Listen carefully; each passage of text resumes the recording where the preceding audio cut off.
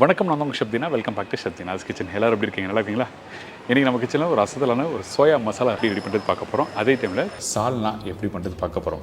First இந்த ரெசிபிக்கு தேவையான பொருட்கள் பார்த்துலாம். மீல் மேக்கர் 100 கிராம், வெங்காயம் 4 நம்பர், தக்காளி 4 நம்பர், காய்ந்த மிளகாய் 5லேருந்து 6 நம்பர், பச்சை மிளகாய் 3 நம்பர், பூண்டு 6லேருந்து 8 பல், இஞ்சி பூண்டு பேஸ்ட் 1 டேபிள் ஸ்பூன், சோம்பு 1 டேபிள் ஸ்பூன், மஞ்சத்தூள் 1/4 teaspoon, chilli powder 1 table spoon, தனியா powder 1/4 table spoon, black pepper powder 1/2 table spoon, கருவேப்பிலை சிறிதளவு, கொத்தமல்லி தேவையான அளவு, உப்பு டு டேஸ்ட், ஆயில் சமைக்கிறதுக்கு தேவையான அளவு, நெய் 1லேருந்து 2 டேபிள் ஸ்பூன். இதாங்க இந்த ரெசிபிக்கு தேவையான பொருட்கள். ஃபஸ்ட்டு நம்ம என்ன பண்ணிட்டோம்னா, இந்த மீல் மேக்கரை ஃபஸ்ட்டு தண்ணியில் ஊற வைக்க போகிறோம். தண்ணியில் ஊற வச்சு தான் இந்த ப்ரிப்பரேஷன் பண்ணணும். தண்ணியில் ஊற வைக்காமல் நீங்கள் டேரெக்டாக போட்டினா உங்களுக்கு கறி நல்லா கொடுக்காது. அதாவது அந்த மசாலா அதுக்கப்புறம் கரெக்டாக டெக்ஸ்ட் கொடுக்க வராது சொல்ல வரேன். அதுக்கப்புறம் இன்னொரு முக்கியமான விஷயம், நீங்கள் கடையிலேருந்து வாங்கும்போது இந்த சோயா 2 விதம் இருக்குது. ஒன்று வந்து சின்னதாக இருக்கும், ஒன்று பெருசாக இருக்கும். உங்களுக்கு பிடிச்ச மாதிரி எது வேணுமோ நீங்கள் கேட்டு வாங்கிக்கலாம். இப்போ நம்ம என்ன பண்ணுறோம், இதில் தண்ணி ஊற்றி நல்லா ஊற வைக்கிறோம்.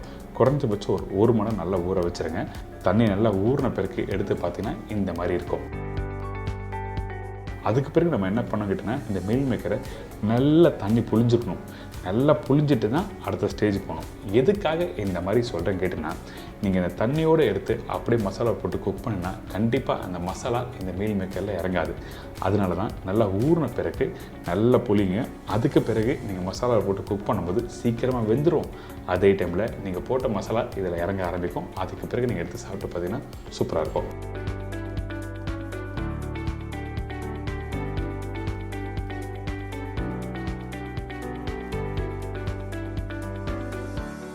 இந்த மாதிரி புழிஞ்சி எல்லாத்தையும் எடுத்து வச்சுக்கோங்க. சரிங்களா? இப்போ மீல் மேக்கர் எப்படி ஊற வைக்கிறது, எதுக்காக ஊற வைக்கிறோம் எல்லாமே உங்களுக்கு புரிஞ்சிருக்கும். அடுத்த ஸ்டேஜ் நம்ம என்ன பண்ண போகிறோம்னா, இந்த சோயா மசாலாவுக்கு மசாலா ரெடி பண்ண போகிறோம். அதனால் கொஞ்சம் எண்ணெய் ஊற்றிருக்கேன். எண்ணெய் சூடான பிறகு சோம்பு போட்டிருக்கேன். இந்த சோம்பு வந்து 1/2 டேபிள் ஸ்பூன் இந்த இடத்துலையும், திருப்பியும் இன்னொரு இடத்துல 1/2 டேபிள் ஸ்பூன் யூஸ் பண்ண போகிறேன். அதுக்கு பிறகு காஞ்ச மிளகாய், கொஞ்சம் பச்சை கருவேப்பிலை, வெங்காயம் 4 வெங்காயம் சொல்லியிருக்கேன்ல, அதில் 3 வெங்காயம் இந்த இடத்துல யூஸ் பண்ணியிருக்கேன். இன்னொரு வெங்காயம் அதுக்கு பிறகு யூஸ் பண்ணலாம். இதுக்கு பிறகு பச்சை மிளகாய், பூண்டு இதெல்லாம் போட்ட பிறகு நல்லா வதக்க ஆரம்பிங்க. கொஞ்சம் லைட்டாக வதங்கி வர டைமில் நம்ம என்ன பண்ணுறோம் கேட்டோம்னா, நம்மக்கிட்ட இருக்க அந்த தக்காளி போட போகிறோம்.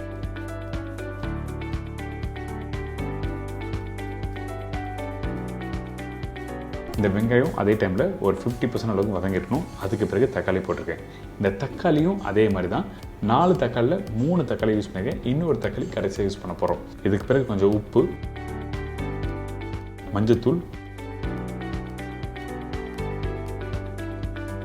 1/2 டேபிள் ஸ்பூன் தனியா powder, 1/2 table spoon chilli powder போட்டிருக்கேன். இதெல்லாம் போட்ட பிறகு இந்த வெங்காயம் தக்காளியோட நல்லா மிக்ஸ் பண்ணுங்கள். மிக்ஸ் பண்ணிவிட்டு அதுக்கு பிறகு கொஞ்சமாக தண்ணி ஊற்றி இந்த மசாலா நல்லா குக் பண்ணுறோம். அதாவது இந்த வெங்காயம் தக்காளி நல்லா வதங்கணும். அதே டைமில் கொஞ்சம் கொத்தமல்லியும் போட்டுடுறேன்.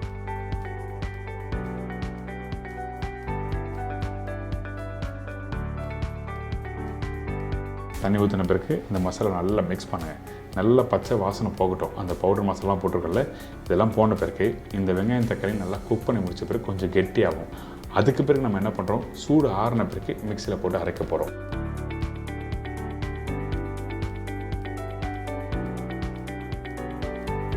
ஸோ இந்த மாதிரி மிக்ஸி ஜாரில் போட்ட பிறகு நம்ம பேஸ்ட்டை கொஞ்சம் திக்காக அரைக்க போகிறோம். அதே டைமில் கொஞ்சமாக தண்ணி ஊற்றி நம்ம அரைச்சிக்கலாம். வேணும்னா கொஞ்சம் மசாலா லூஸாக இருந்ததுன்னா அந்த டைமில் தண்ணி ஊற்ற வேண்டியதில்லை. இப்போ இந்த பேஸ்ட் அரைக்கிற பக்கம் என்ன கேட்டோன்னா, நல்லா ஃபைன் பேஸ்ட்டாக அரைச்சி எடுத்துருங்க. இந்த பேஸ்ட்டை பொறுத்த வரைக்கும் குறைன்னு கூடாது, நல்லா அரைச்சிருக்கணும், ரொம்ப இம்பார்ட்டன்ட். இந்த மாதிரி பக்குவத்தில் அரைச்சி எடுத்துருங்க. சரிங்களா?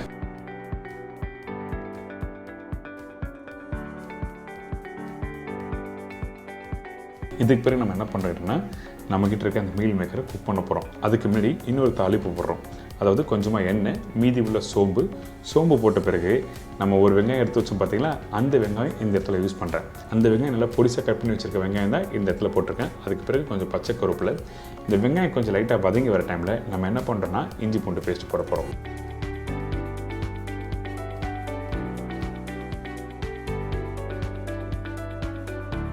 ஸோ இந்த மாதிரி இஞ்சி பூண்டு பேஸ்ட்டு போட்டுருங்க. அந்த எண்ணெயில் நல்லா வதங்கட்டும். அதுக்கு பிறகு தக்காளி, மீதி உள்ள ஒரு தக்காளி அந்த இடத்துல போட்டிருக்கேன். அதுக்கப்புறம் கொஞ்சம் மஞ்சத்தூள், தனியா பவுடர், சில்லி பவுடர். அதாவது நான் சொன்ன குவான்டிட்டி மசாலா எல்லாமே நம்ம ஏற்கனவே யூஸ் பண்ணியிருக்கோம். அதில் மீதி உள்ள மசாலாவை இதில் போட்டிருக்கேன். இப்போ இதெல்லாம் போட்ட பிறகு நல்லா மிக்ஸ் பண்ணுங்கள். திருப்பி கொஞ்சமாக தண்ணி ஊற்றி இந்த மசாலா நல்லா கொதிக்க விடணும்.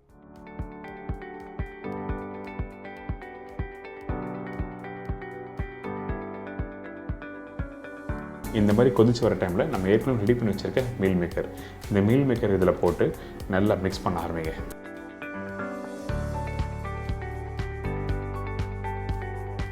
நல்லா மிக்ஸ் பண்ண ஆரம்பிங்க. அதே டைமில் எடுத்த உடனே தண்ணி ஊற்றக்கூடாது. இந்த வெங்காயம் தக்காளி மசாலா போட்டிருக்கு பார்த்தீங்களா, இதோட அந்த மீல் மேக்கரை ஒரு 2 நிமிஷம் நல்லா குக் பண்ணணும். குக் பண்ணி முடிச்ச பிறகுனா அரைச்சி வச்சுருக்க இந்த வெங்காயம் தக்காளி பேஸ்ட்டு இதில் ஊற்ற ஆரம்பிக்கிறோம். இந்த வெங்காயம் தக்காளி பேஸ்ட்டு போட்ட பிறகு நம்ம என்ன பண்ணுறோன்னா, இந்த சோயா ஏற்கனவே போட்டிருக்க அந்த மசாலா, அதுக்கப்புறம் இந்த பேஸ்ட்டு எல்லாத்தையும் நல்லா மிக்ஸ் பண்ணுங்கள். மிக்ஸ் பண்ணிட்டு ஒரு கெட்டியான ஒரு டெக்ஸ்சர் வரும். அதுக்கு பிறகு உங்களுக்கு எந்த அளவுக்கு தண்ணி வேணுமோ அந்த அளவுக்கு ஊற்றி நீங்கள் குக் பண்ண ஆரம்பிக்கலாம்.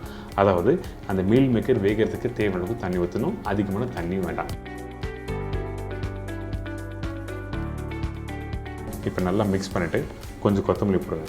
இந்த மீல் மேக்கர் வேகிறதுக்கு குறைஞ்சபட்சம் ஒரு 5லேருந்து ஒரு 10 நிமிஷம் டைம் எடுக்கும்.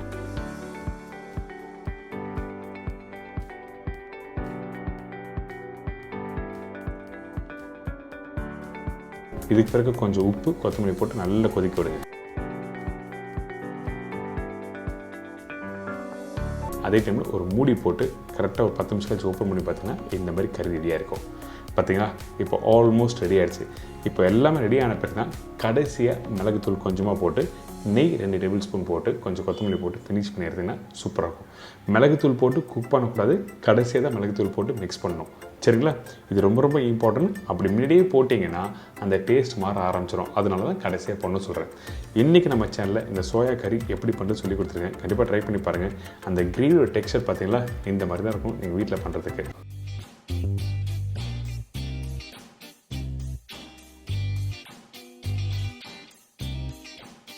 இதை தொடர்ந்து சால்னா எப்படி பண்ணுறது பார்க்க போகிறோம்.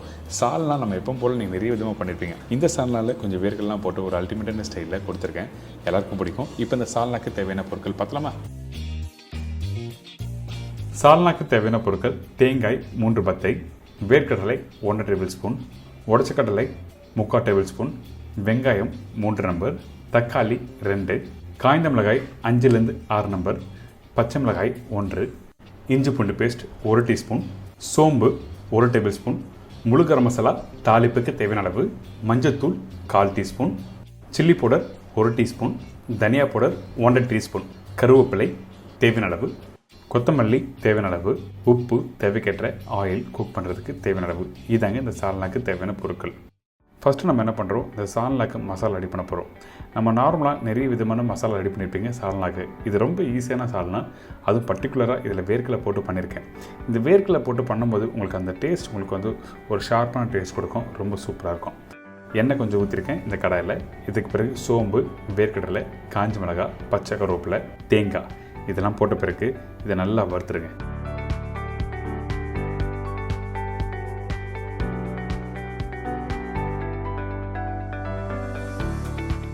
அதே டைமில் பொட்டுக்கடலை போட்டுருங்க. பொட்டுக்கடலை அதிகமாக வேண்டாம். ஏங்கிட்டுன்னா அதிகமாக போட்டால் உங்களுக்கு மாவு மாதிரி தன்மை வந்துடும். அதனால தான் நம்ம என்ன பண்ணுறோம், இந்த பொட்டுக்கடலை கம்மியாக போட்டு வேர்க்கடலை அதிகமாக போட்டிருக்கேன். ஃபஸ்ட்டு தேங்காய் அதிகமாக இருக்கணும், அதுக்கு பிறகு வேர்க்கடலை, அதுக்கு பிறகு பொட்டுக்கடலை. இதுதான் ரேஷு. ஸ்டெப் பை ஸ்டெப்பாக வரும். இப்போ பார்த்தீங்களா நல்லா கோல்டன் ப்ரௌன் கலர் வருதில்ல, இந்த மாதிரி நல்லா வரணும். எண்ணெய் கொஞ்சம் அதிகமாக போட்டு வறுத்திங்கன்னா கொஞ்சம் ஈஸியாக இருக்கும் வறுக்கிறதுக்கு. நீங்கள் வீட்டில் வேணால் ட்ரை பண்ணி பாருங்கள்.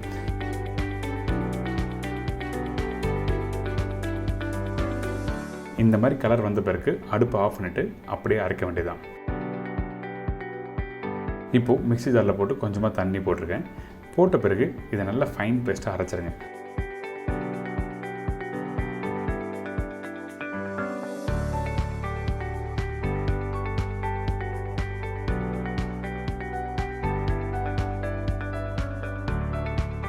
நல்லா ஃபைன் பேஸ்ட்டாக அரைச்சி எடுத்துருங்க. குறைன்னு இருக்கக்கூடாது. சரிங்களா?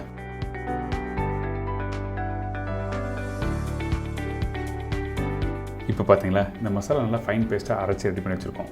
இதுக்கு பிறகு நம்ம என்ன பண்ணுறோம், நார்மலாக எப்பவும் போல் வெங்காயம் தக்காளி நல்லா தாளிச்சிட்டு அதுக்கப்புறம் ரெடி பண்ணி வச்சுருக்க அந்த பேஸ்ட்டை போட்டு குக் பண்ண போகிறோம்.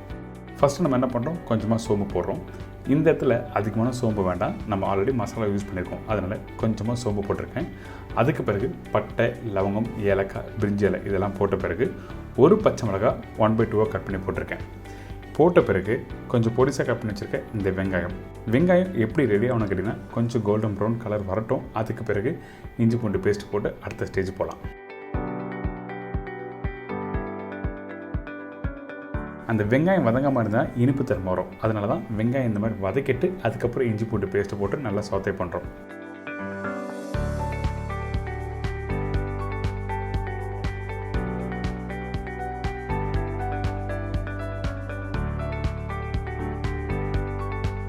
இப்போ இஞ்சி பூண்டு பேஸ்ட்டும் போட்டு வதக்கியாச்சு. அதுக்கப்புறம் தக்காளி போடுறேன். இப்போ இந்த தக்காளி போட்ட பிறகு நல்லா வதக்க ஆரம்பிங்க. இந்த தக்காளி வதங்குற டைமில் நம்ம என்ன பண்ணுறோம், நம்ம கிட்ட இருக்க பேசிக் பவுடர் மசாலா யூஸ் பண்ணுறோம். அதாவது மஞ்சள்தூள், சில்லி பவுடர், தனியா பவுடர்.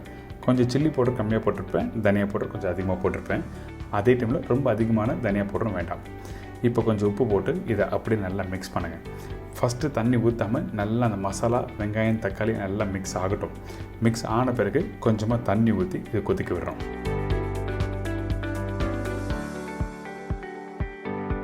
இப்போ பார்த்தீங்களா, அந்த வெங்காயம் தக்காளி தொக்கு மாதிரி வந்திருக்கா. இந்த மசாலா வெந்திருக்காது, ஆனால் இந்த மாதிரி வதங்கி வர டைமில் தொக்கு மாதிரி வரணும். அதுக்கு பிறகு தான் தண்ணி ஊற்றி கொதிக்க விட ஆரம்பிக்கிறோம். கொஞ்சம் கொதி வந்த பிறகு நம்ம என்ன பண்ணுறோம், அரைச்சி வச்சுருக்க சால்னா பேஸ்ட் இதில் ஊற்றி நல்லா மிக்ஸ் பண்ண ஆரம்பிக்கிறோம்.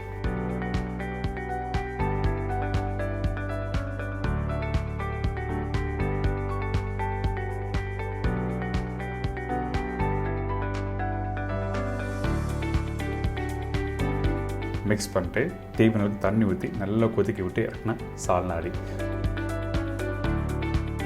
ரொம்ப சிம்பிள் தான். மசாலா ஃபஸ்ட்டு வறுத்து அரைக்கிறீங்க, அதுக்கப்புறம் வெங்காய தக்காளி நல்லா கூட்டி எடுக்கிறீங்க, அதுக்கு பிறகு இந்த பேஸ்ட்டும் போட்டு குக் பண்ணி எடுத்தீங்கன்னா ரெடி.